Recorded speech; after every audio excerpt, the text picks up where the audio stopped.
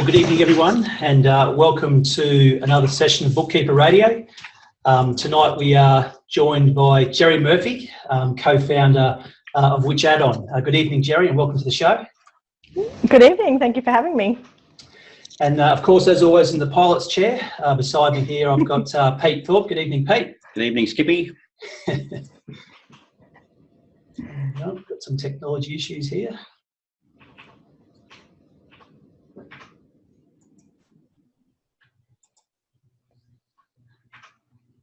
There we go. All right. Not sure why we're. Can you see us there, Jerry? I can see you fine. Yes. Yep, yeah. okay. I can't see the screen anymore, but I can see you fine. All right. No worries. All right. Well, we've got a great topic, everyone, tonight. Of course, the topic of cloud add-ons has generated enormous interest amongst bookkeepers who are considering implementing add-ons into their business as an additional service and revenue stream. And of course, the sheer amount of add-ons available to us means that we've got to navigate our way through a huge maze to select those add-ons which will most benefit our clients.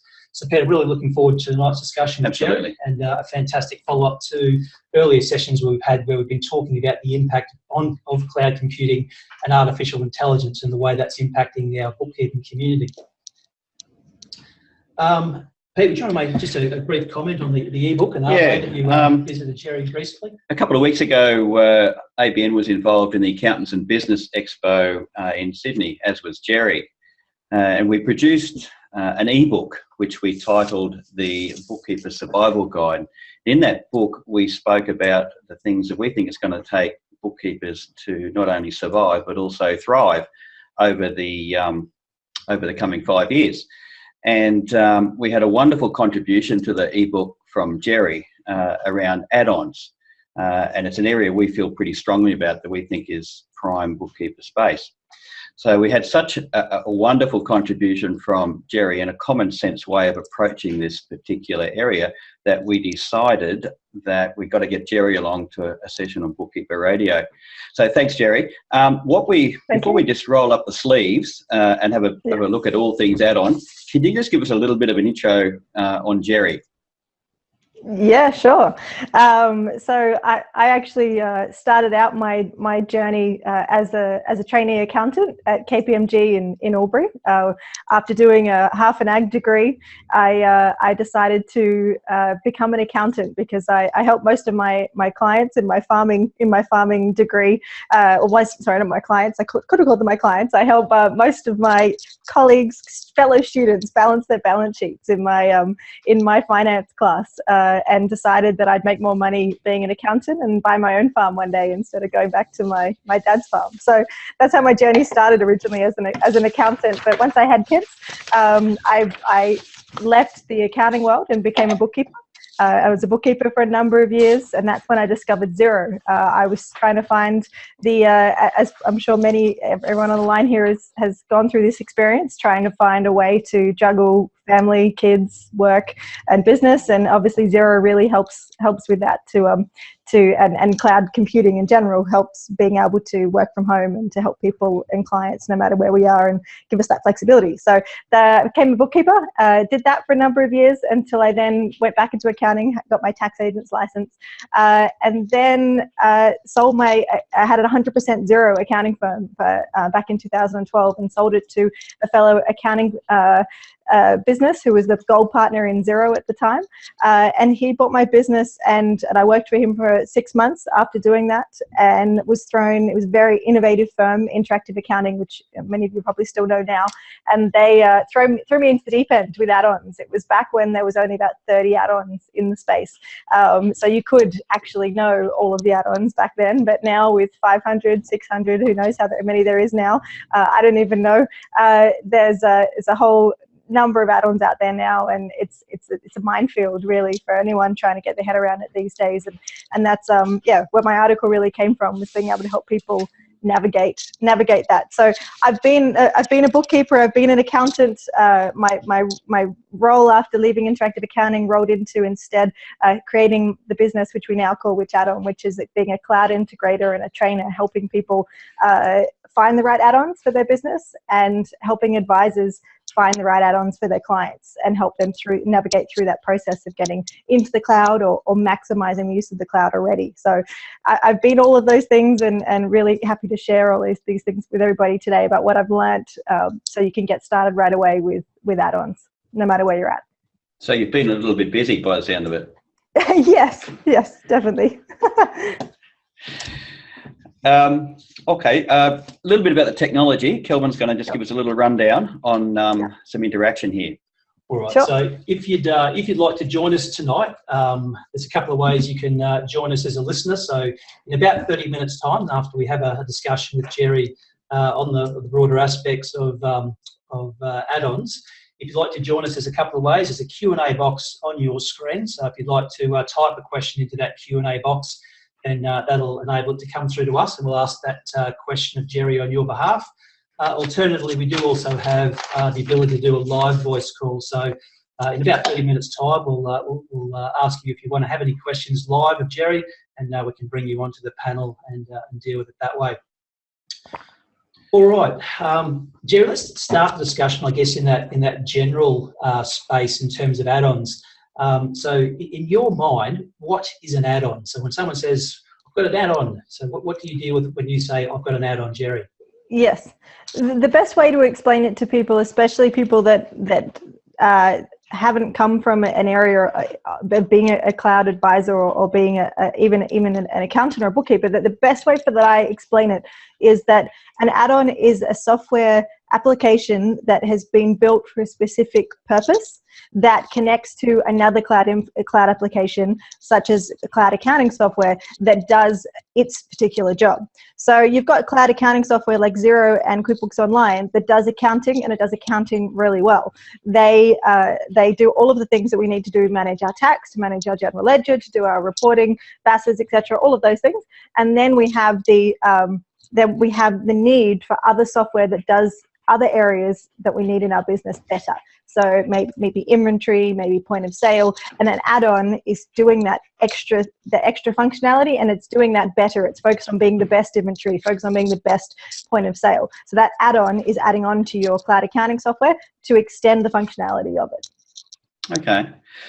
I'll throw you to an interesting statistic that came out of our 2016 bookkeeper survey. And we asked bookkeepers, we said, how comfortable are you in understanding the use of add-ons? And the outcome of it was amazing. We had 52% said that they simply felt overwhelmed. They were overwhelmed by add-ons, and they weren't at all comfortable in recommending them to clients.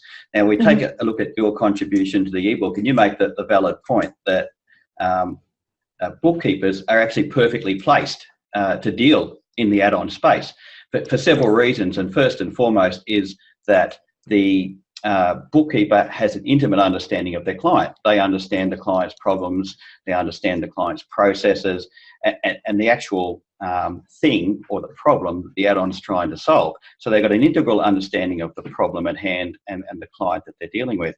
And they also have a pretty natural aptitude for dealing with cold-face software. So how do we connect the dots? How do we connect bookkeepers who have a natural need or desire to fill this space with their reservation with their current reservation in jumping headlong into it? Yeah, definitely. I think the thing that I learned the most, because I was in the exact same position a number of years ago as the add-on space grew, that there is just too many add-ons to know, and it is very difficult to know where to start. The other thing that you do when you're first starting out, and some people may have also experienced this, and I certainly did a number of times, was the fact that you feel like you have to know everything about an add-on before you can move forward. You have to be an expert. You have to know everything before you can do anything with that add-on. You can't tell anyone about it until you know everything. So what I actually learned was, over time, was number one, I accepted that I can't know them all, and I also can't be an expert of them all. So that was my first learning curve. But then I had to find a way to still succeed in this industry without knowing all of those things, and find a way to actually help the client. So that became then, I flipped it around, and I'm sure this is not rocket science, but I flipped it around and went, right, realistically, the only way we can do this is to be client focused or solution focused instead of add-on focused. So if we actually know what the client needs first, and then we go and find an add-on for a client and research an add-on for a client based on what the client needs, then we're going to be able to solve the needs of the client and learn about the add-on throughout the entire process, when we've got a real life scenario that we can actually test and say, this works, this doesn't work, this works, this part works, this doesn't, all of that. So it was about becoming solution focused first. And there's a whole process, which I talk about in the article, which I'm sure we're going to go into, about helping people decide which add-on is right. But only looking at those ones once you actually have a client in mind.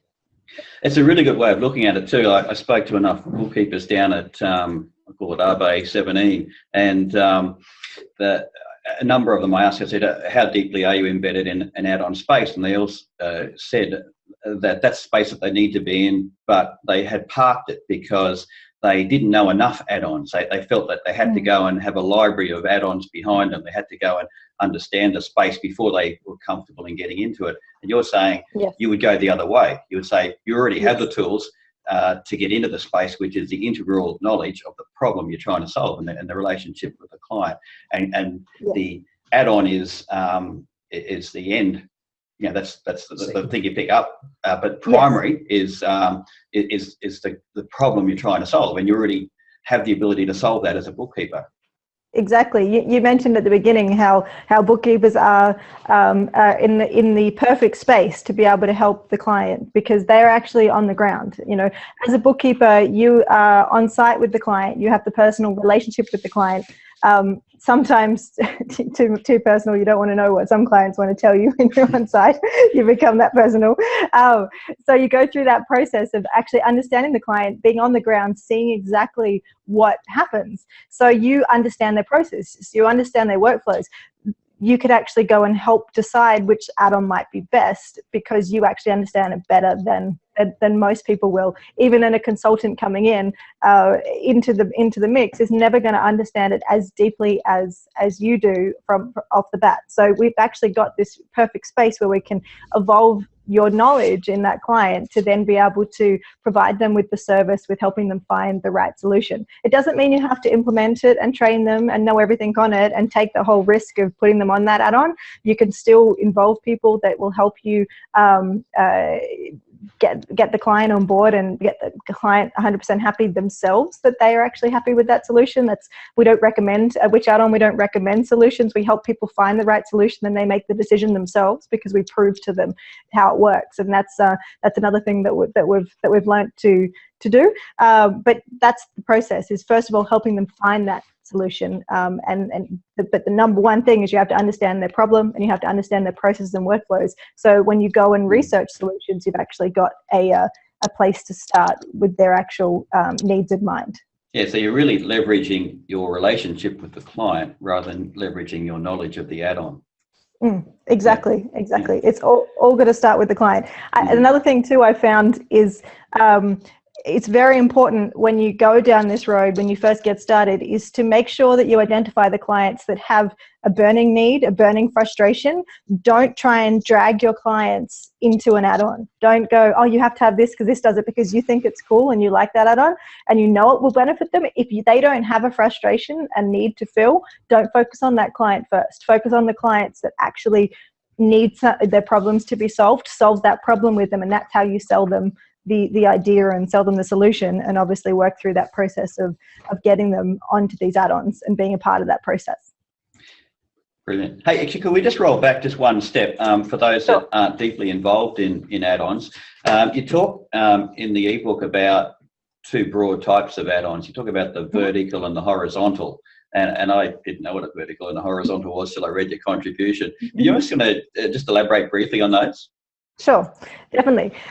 It's vertical and horizontal are two. It's a bit like artificial intelligence and big data and all those words that our industry uses, which don't really matter sometimes. Personally, I think, but you're going to hear them a lot. You're going to hear vertical and you're going to hear horizontal. So we'll make sure that people know it. But in my mind, I don't speak to clients in the mind of vertical and horizontal, but a lot of people in the industry do. So what a vertical add-on is going to be an add-on that is designed for a particular market. So let's take a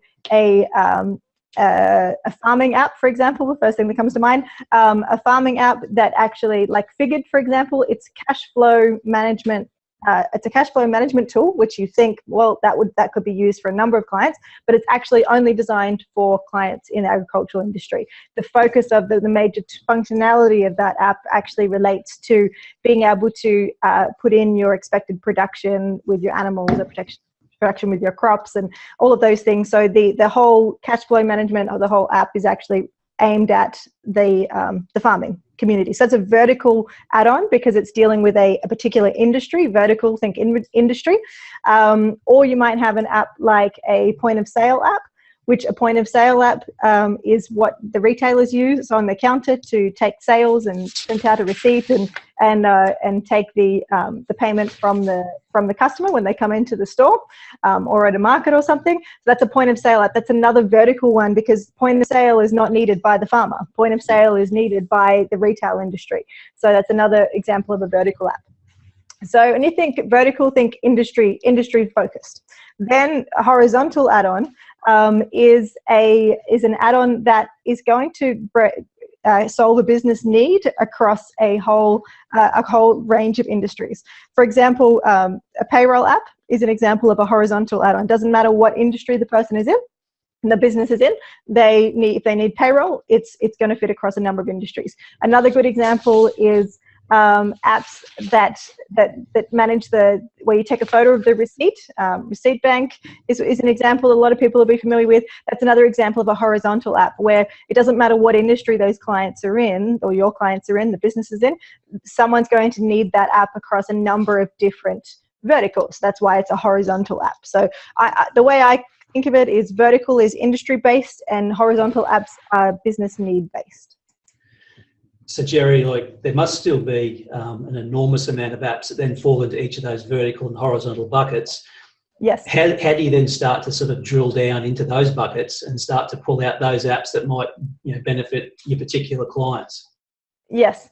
Well, as I said, the number one thing is understanding the client's business processes and workflows before you get started. That's the number one thing. With that in mind, I've got in the ebook, which I understand everybody from this call will get access to the ebook. You send it out to them. In the ebook, I actually put down my 9 steps that I find is the best way to evaluate a solution.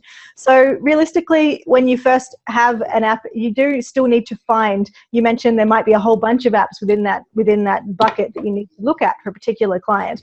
For example, if the need of the client is inventory management, then you're going to go look at inventory apps if that's the need that you're trying to solve and that's the biggest issue for them. If you're trying to solve point of sale, you'll look at that. If you're looking in agricultural industry, you'll go look at the apps in the agricultural section. So you still need to look at add-ons based on that need, and you're generally going to start at the add-on marketplace or the apps. What do they call it now? The Xero App Store, and then or QuickBooks Online. If you're using QuickBooks Online, you're going to start at that app area. But that's only one avenue. That sort of gives you an idea. The actual place that I go to most is Google. I literally write the keywords in to Google, whether it's inventory management add-on Xero or inventory management Xero, whatever it might be. You type in those keywords into Google, and that's going to give you also a whole bunch of information about apps to start with. So once I do that, I actually go in and create a shortlist. Maybe through that you create 10 different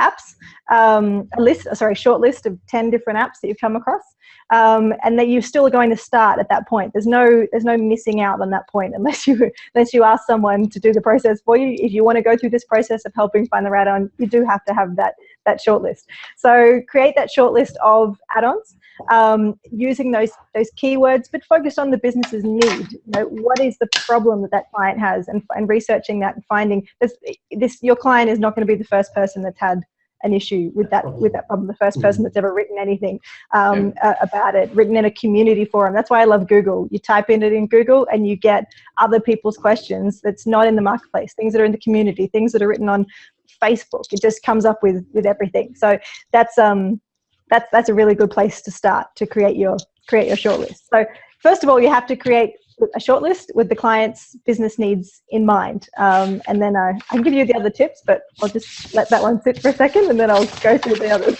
All right, fantastic. And Jerry, in terms of the mistakes that you see bookkeepers making, or mistakes even that you've made when dealing with that add-on market, can you share a couple of those with our listeners? Yeah, definitely. I think the number one thing I see happen all the time is picking an add-on or telling a client about an add-on just because you've seen a website that says, oh, it can do this, this, and this, and therefore it must be right for you. That I think recommending too early and just pointing someone towards an add-on certainly can be damaging as a waste of time for the client and be damaging for yourself. So if you're going to go through that process, is to learn a little bit more about the app and how that would work for your client by actually testing their process before you go and recommend it to the client, because it can be a big waste of time for you and for them if you're not open with them about that. So being 100% transparent and saying to them, look, I found this app that I think would be really useful for you. I understand that you were frustrated with the amount of paperwork that you have around the office at the moment and the amount of time it's taking to get that data in there. So I found this app. I won't mention different apps. There's lots of different ones out there because I don't want to be sticking anyone in one particular direction. But if there's this app that you take a photo of the receipt and it will upload that into your accounting system for you if you would like to do that. We can save you a whole lot of time by doing that. So that's an example of identifying the client's need and then going and finding an app that can do that. But make sure you've actually had a look at that app and actually tested that app for the client. Almost every app has a free trial. You can either get a demo with the app themselves and ask them to show you how it works, or just download a free trial and test that client's workflow. Of course, if you're dealing with inventory or something a lot more complicated, you need to understand the deeper workflows and a lot more have a greater understanding of exactly what those workflows are all the way through, not just those surface level needs, that's why you can't just recommend an add-on based on the fact that you've looked at a website and seen a few features there and it ticks all the boxes from a high level. You need to get into some further that detail, and that's why I don't just say understand what your business frustration is, understand what their needs, their processes and their workflows are, and that's what you really need to test with an add-on. And that's the cornerstone of being able to find the right add-on solution, is by actually understanding that and testing that workflow in the solution. And that was great.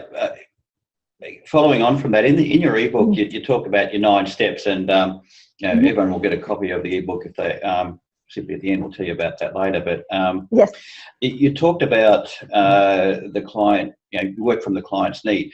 Bookkeepers who haven't been familiar in this space have probably been, many have been used to the simple hourly rate consulting, or the client asking them a question and they feeling that they have to be an expert and answer it on the spot.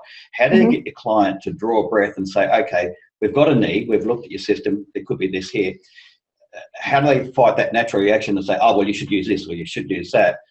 Yes. Because from what I can see and from what you explained to me the other day, you need a mandate from your client to attack this problem from the right direction. In other words, instead of putting an app in front of me and saying use that one or an add-on, yes, you want a brief from the client that starts at the problem and works backwards to the right, or a choice, a number of choices, even in that right space.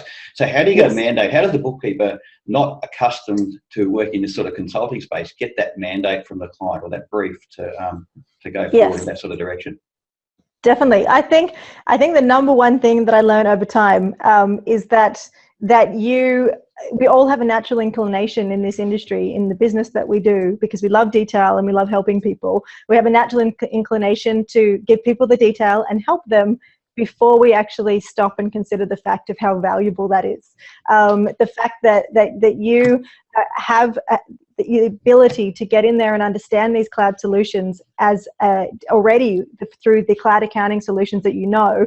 You might not think that you understand add-ons, but realistically, when you're starting with understanding Xero and QuickBooks Online, if you can learn those two solutions, there's nothing much harder about understanding some of the other add-ons and building your confidence and growing your knowledge and expertise in some of those other add-ons that you have out there as well. You've already done it with QuickBooks or with Xero. It's now time to just branch out and get some of your expertise up in these other areas. So don't think you can't do it because you've already done it. You just thought it was accounting. You didn't realize it was add-ons, but it's just Xero is an add-on to an accounting solution. It's an add-on too. So don't think that you can't do it. So that's number one thing. But in terms of getting the client's mandate, as you said, or the client's permission to basically, there's going to be a point in time where you're going to turn this conversation into a service, and you have to first of all make the decision and accept that you want to help people and that you want to give them that information. You've got some exciting news for them, but you have to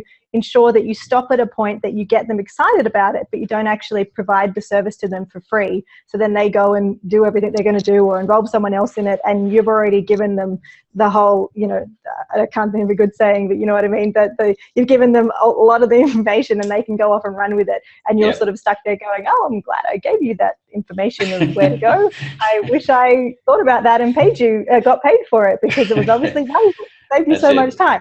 Yeah. So we're all talking about obviously providing more value-added services to your client, and the need with artificial intelligence and the all of these scary things that are happening in relation to the fact that we're not in a data entry business anymore, that this is a chance for you to use that skill you already have and the love of cloud that you already have and the love of businesses and processes and getting into the detail to actually help people find those solutions that they need. But you have to accept that you have to stop at a point. When you see that client's need, you say, right, hi, client John, thank you so much for having me in today. I noticed that there was this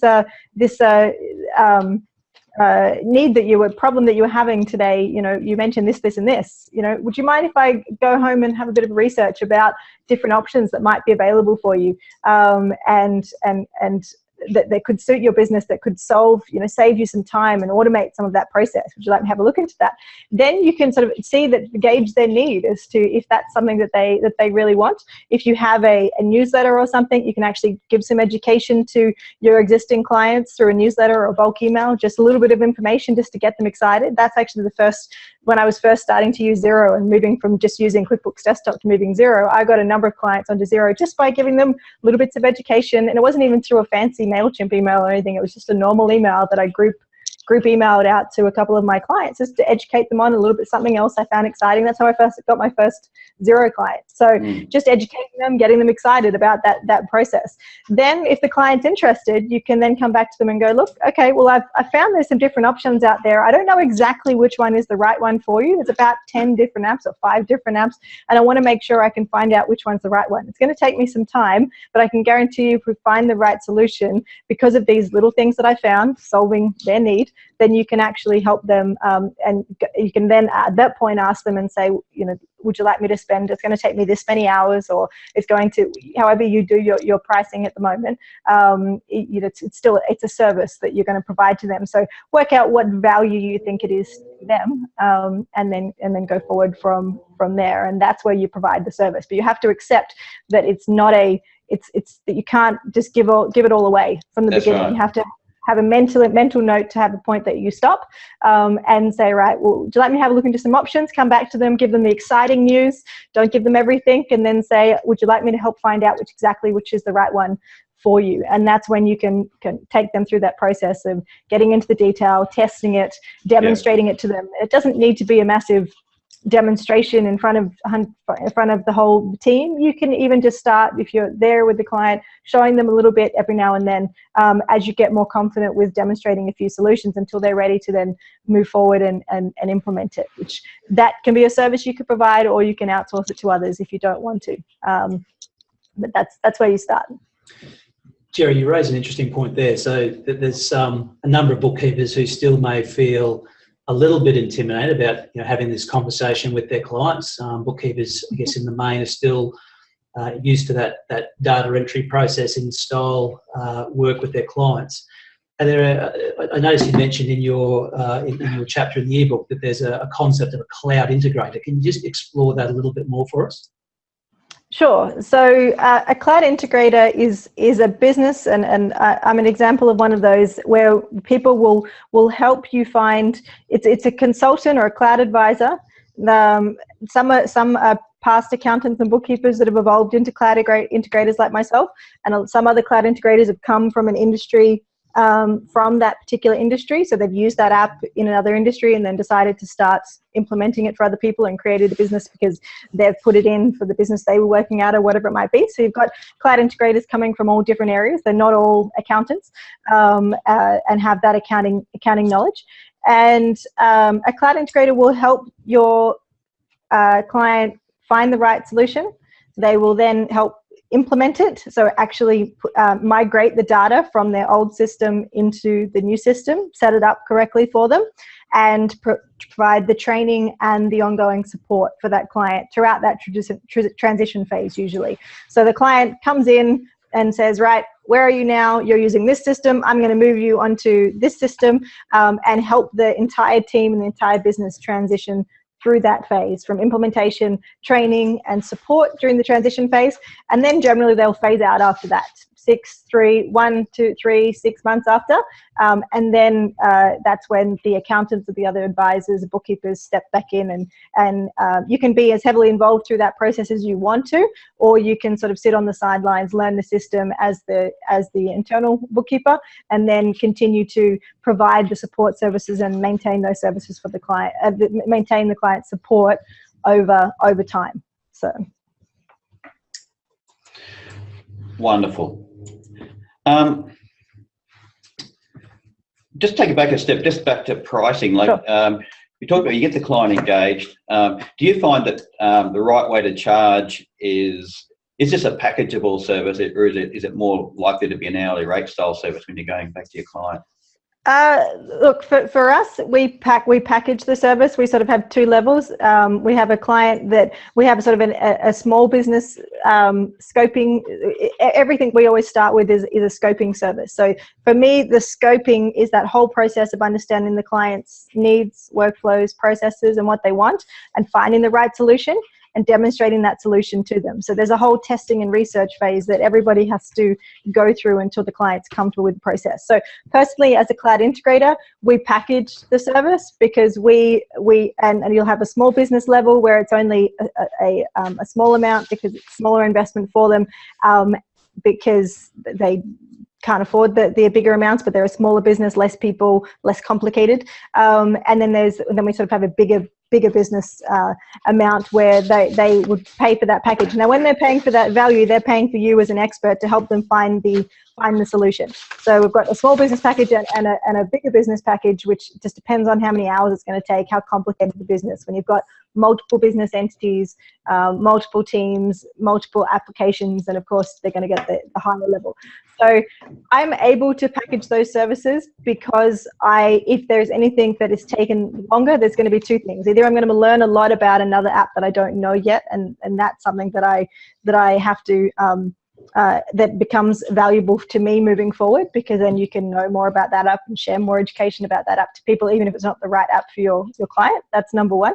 But the number two is we charge for the implementation, the training, and the support when that client signs on after that scoping process. So after you've gone through the scope and understood the client's needs, learned some of the solution enough to demonstrate to them, demonstrated the client solution and helped them find the right one, that's when that whole service is your scoping service. That's what you're charging them for, finding them the right solution and helping them make the decision of which is the right one. So look, for us it's a fixed service, a fixed package. So I'm not going to say it has to be an hourly thing because we do it as a fixed thing, but that's our core business. And of course, if the client works with us, then we continue to charge them for the implementation, training, and support, which for us is again a fixed price. The reason why we take so much time understanding the client in the beginning is not just about finding the right app. It's also about finding all of the little intricacies in that business and analyzing what time it's going to take to implement that solution, so you can actually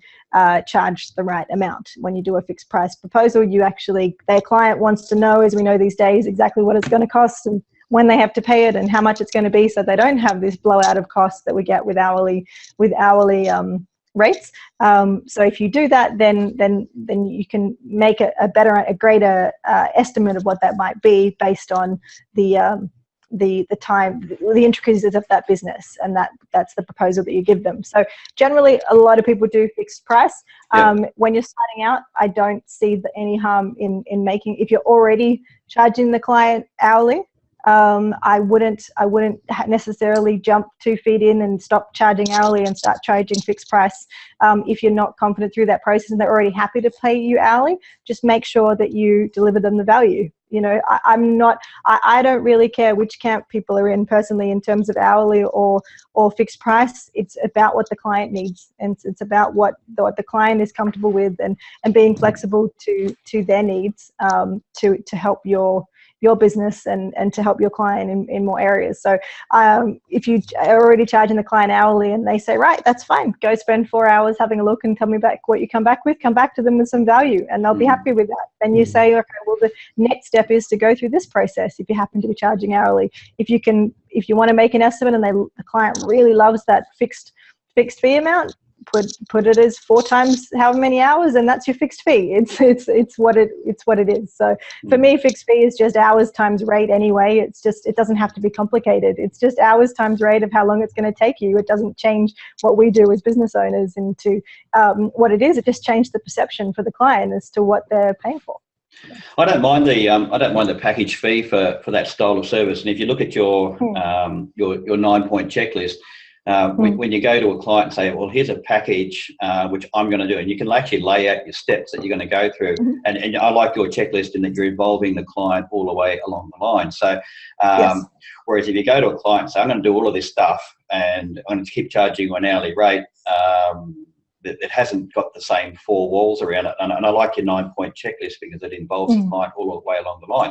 So if you're comfortable in what's involved in getting to the end solution, I don't mind the package service. It also allows you to put a premium rate in it, because this is a premium service. This is a skill that's probably higher level than just your general bookkeeping. So how do you justify flicking up to a higher hourly rate from the day before or the hour before to reflect the real value in the service you're actually delivering, because you're solving potentially some serious problems for the client. So I don't mind the fixed fee so long as you're comfortable, or the value price fee, once you're comfortable in quoting for this sort of stuff, because it really does give you a chance to put true value on the service. Definitely. It's not that that different to charging to training. You know, bookkeepers that do training you guys would charge more for training than you will for bookkeeping. So it's the same level as training. When you're training someone, you're training yourself out of providing those services in the future. It's you're passing on the value for them to be able to be empowered through that process. And it's the same thing you're doing when you're helping them find, as you said, solution, which many of them can be life-changing, that really gives people the chance to run their business from anywhere. It's just adding an extra operational level onto it than what you're used to in the accounting function. Yeah. All right. Time's getting away from us a little bit. So what we might do is get some questions and answers happening from our listeners. Look, if you'd like to join us tonight, a couple of options for you. You can just simply type your question into that Q&A box on the bottom of your screen there. We'll get it at our end and ask Jerry on your behalf. Or alternatively, if you would like to speak live to Jerry, then simply raise your hand and I'll promote you onto the panel and you can ask your question live to Jerry.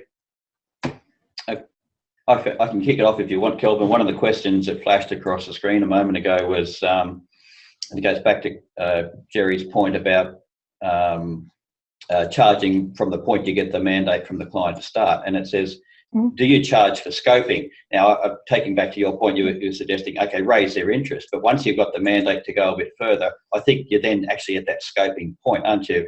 And Yes.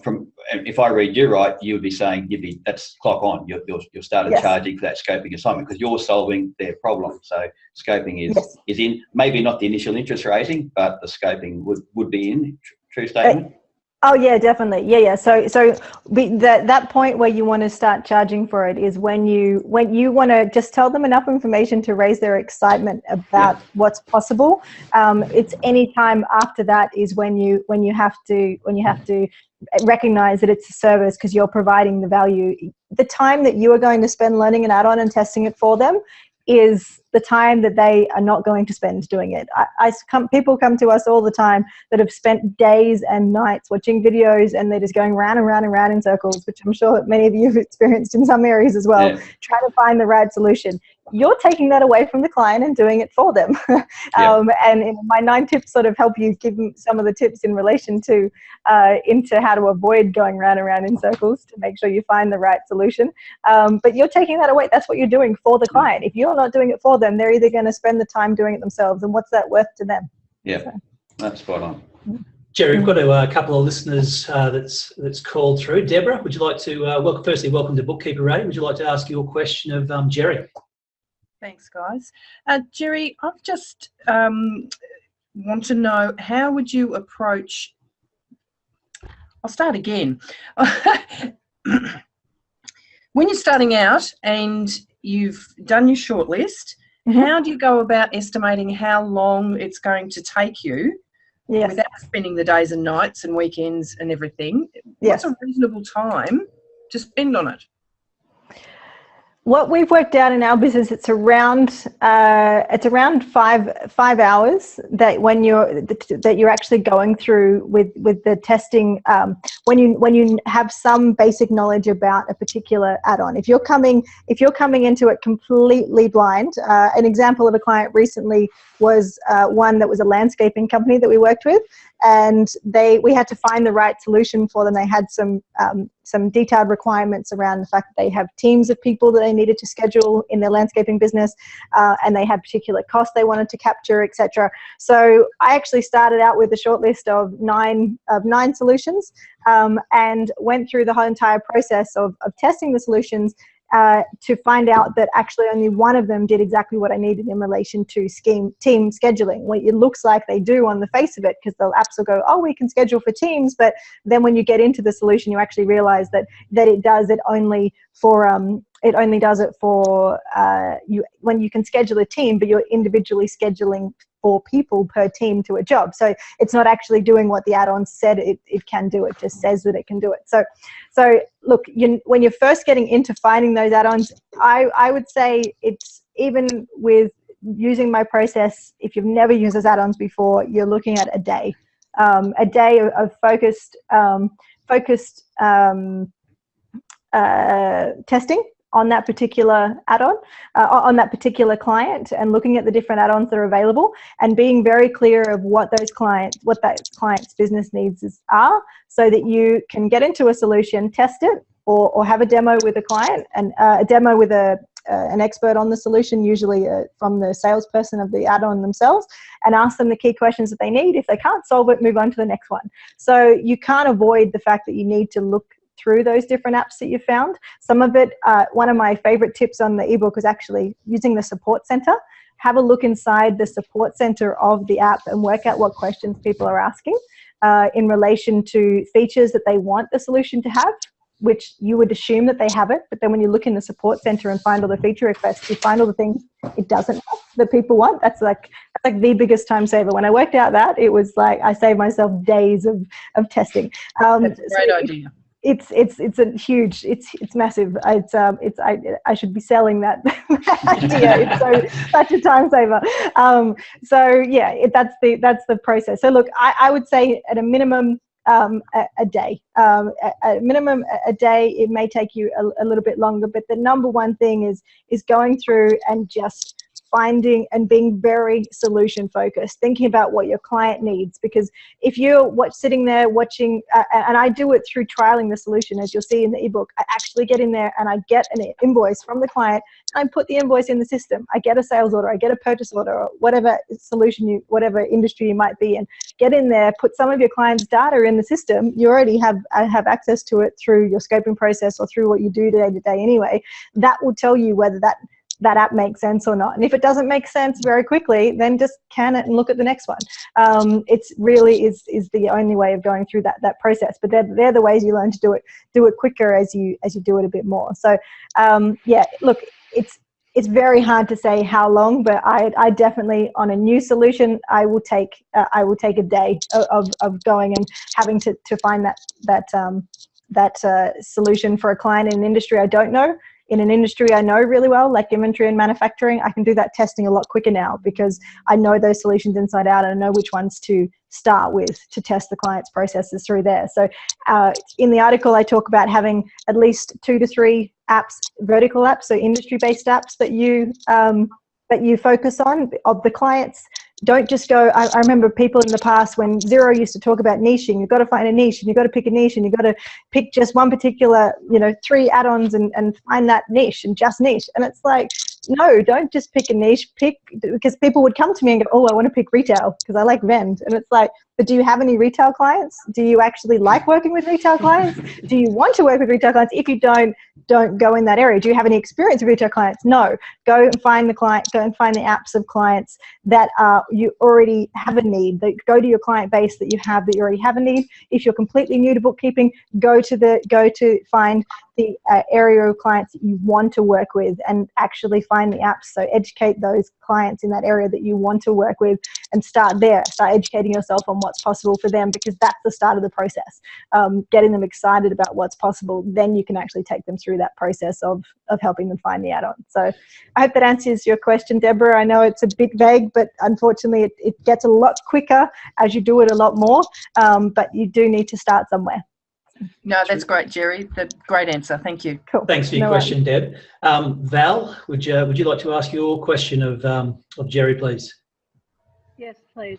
Now, it's probably partly been answered, but you say it could take you a day to research the add-on when you first start, but how do you justify charging someone for your lack of knowledge? As in, down the track, after a bit of experience, it might only take you 3 hours, but that first client you've charged a day for your lack of knowledge, so to speak.